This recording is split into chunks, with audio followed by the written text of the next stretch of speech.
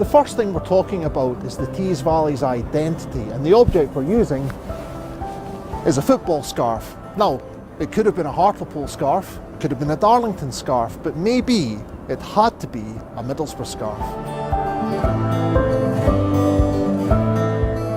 To explain why, let's head to London. This is the Centre for Cities think tank, and they've been thinking a lot about our mayoral election.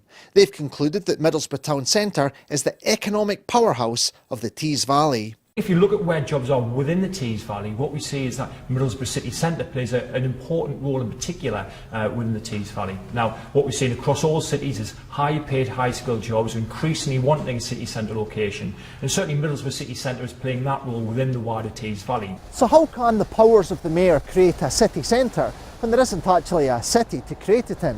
Well, in the same way that a football manager tells the players where to go on the pitch, the mayor's a kind of economic tactician deciding which developments should go where. So they might say, let's focus transport in Darlington. They might say, let's generate lots of renewable energy in Redcar. And they might say, we need to build lots of big swanky office blocks with restaurants and cafes and gyms here in Middlesbrough to bring in those well-paid, brainy jobs.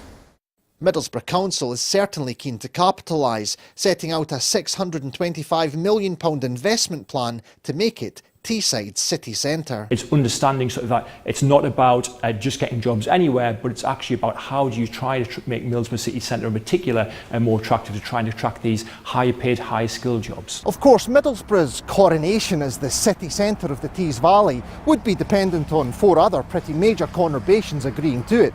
And at least one of those towns has got a pretty compelling case that it is the real economic powerhouse of the Tees Valley. Darlington has seen lots of huge business and leisure developments in recent years, and it's also the historic catalyst of the region. It is Darlington's railways and engineering industries that created Middlesbrough and Saltburn and the steel industries. So Darlington, I think, sees itself as being the economic capital of this sub-region, should this sub-region exist. But what do the people think? Well, we took the Borough v Darlow debate to the streets in a completely unscientific survey. I would think Middlesbrough, yeah. Why? Well, I think it's because more things happen there than anywhere else. Now I think Darlington's up and coming now, so I think Darlington's becoming more seen and a lot more happening now than Middlesbrough, yeah. Well, there you go, a town divided. But Darlington Council's chief executive is striking a proud but conciliatory tone on the debate. Darlington is in the top 10 areas of the country with the fastest growth rate at the present time. So I don't think the debate really is about there is a centre. The Tees Valley is unique in being polycentric, i.e. there are 5 towns, 5 places, all with their own unique contribution to make. So the Tees Valley's 5 centres could provide a unique take on the city-region concept. But will people take that concept seriously?